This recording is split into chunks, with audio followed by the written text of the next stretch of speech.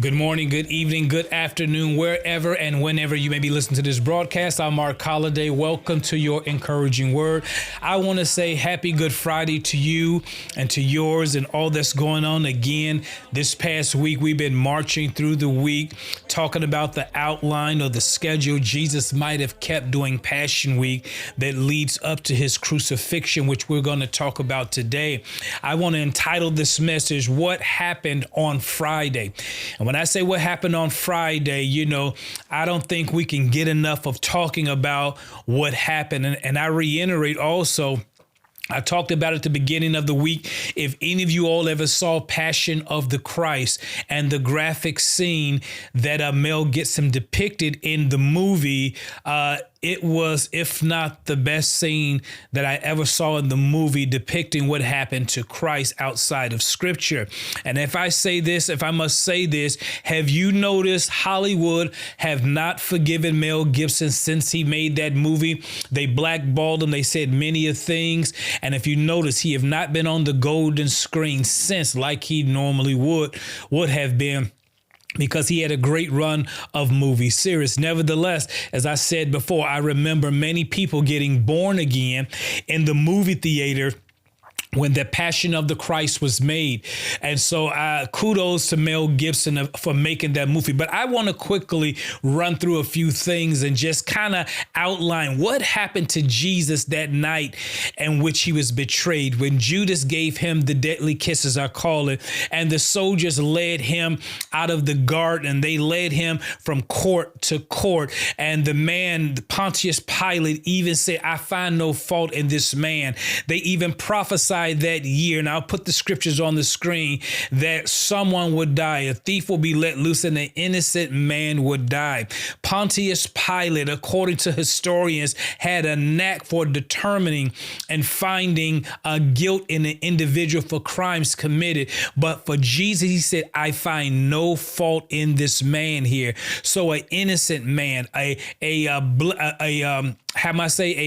sheep without blemish was killed on the behalf of humankind, because that's a parallel from the Old Testament, that a sheep without spot or blemish had to be crucified or killed for the sins of the people. This is why Jesus is the sacrificial lamb for the entire world, the gospel. For God so loved the world that he gave his only begotten son, that whosoever shall believe in him shall not perish, but have everlasting life. And that's when we receive him as Lord and Savior. I'll end it with this before I go into what happened on Friday. How easy is it to be in a relationship with Jesus Christ? Most people look at it as being in an arduous position to be in a relationship with Jesus. I can't have no fun. Oh, you can have tons of fun in Christ. It's adapting to a new life, because broad is the way that leads to destruction and narrow is the way that leads to life. But in that narrow way, you find many ways to have fun.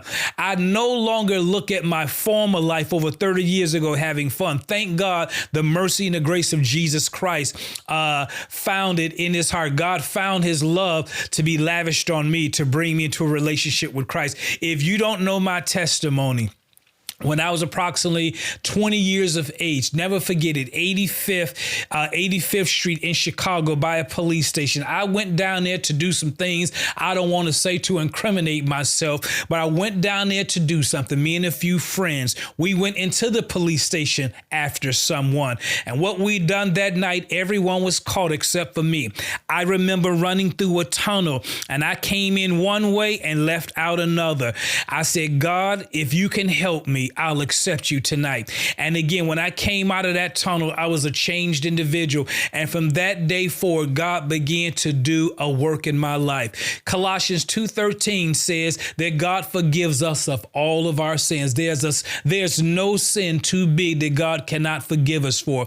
All we need to do is confess or adhere to what Romans 10:9 says.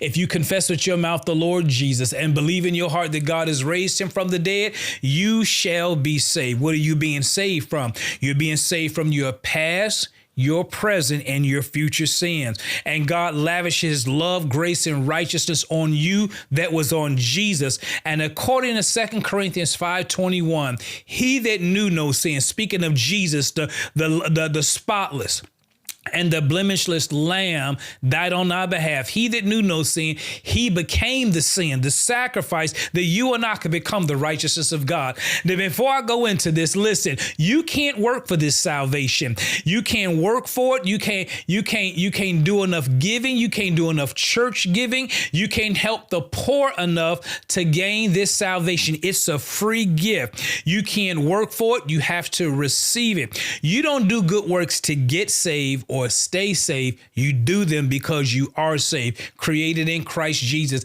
And that segues into what happened on Friday. What happened that day that changed the course of mankind? I'll say it, that Jesus died on the cross for our sins, and I'm going to depict to you, show you what happened. Now, I just want to give an opening scripture in Colossians 1:20. It says, having made peace through the blood of the cross, to him to reconcile things unto himself. And what was the things he reconciled to himself? It was us. It was mankind. The harshest of unbelievers or sinners, God made a doorway available for you and I to come to faith in him and in a peaceful relationship with God. Now, that being said, I just want to talk about what happened on Friday. If I may say, Friday night, when everybody was out partying, something was happening in the middle of the city. Something was happening in the Roman courts about a good man from Galilee, the prophet, the Son of God, the one that was the miracle worker, as they call him, the one that fed thousands with miracles and signs and wonders, the man that turned water into wine, the man that raised Lazarus from the death, that healed Peter's mother-in-law, that healed the man that was crippled for 38 years that laid in the city, a man that attracted the chiefest of sinners, but yet had clout and credibility with the wealthy. This was the man that turned Jerusalem upside down with his teaching, to the point that the scholars said, where did this man receive this wisdom that such miracles are done? A man that was called a bastard because he was born of a miraculous sign from the message from Gabriel to a little teenage girl, and said, this day you've begotten the Son of God. This is the man that they killed, that Pontius Pilate said, I find no fault in him. From that day when Judas betrayed Jesus, he gave him a kiss in the garden, because Judas told the Roman soldiers, the man that I kissed, that's the man you want to arrest. And that night, Jesus said, you betray me with a kiss, Judas. And when the Roman soldiers came upon Jesus to arrest him, he said, I am, signifying that I am God in the flesh. For those who said Jesus never confessed that he was God, Jewish people knew you did not say the word I am. When he said that, the Roman soldiers fell back. And Jesus said, listen, you don't have to come after me with swords. I was daily in the temple courts and you could have arrested me. But hey, I'm willingly ready to come. When they dragged Jesus to the inner courts, we're starting out with what happened. They flogged him. And when I say they flogged him, I'll put a picture up on the screen. They began to whip him with the cat of nine tails.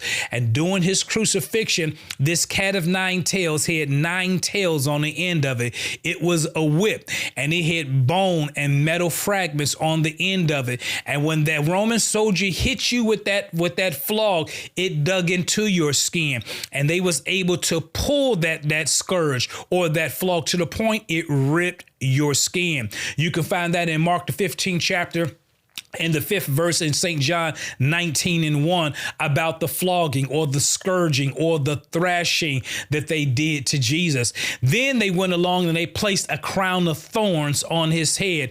It's kind of like a thorn bush. I remember as a child playing, they would have needles about this long. When the Roman soldiers, often with leather gloves on, picked it up, twisted into a crown, mocking him. Okay, you say you're king of the Jews? Here's a crown for you, king.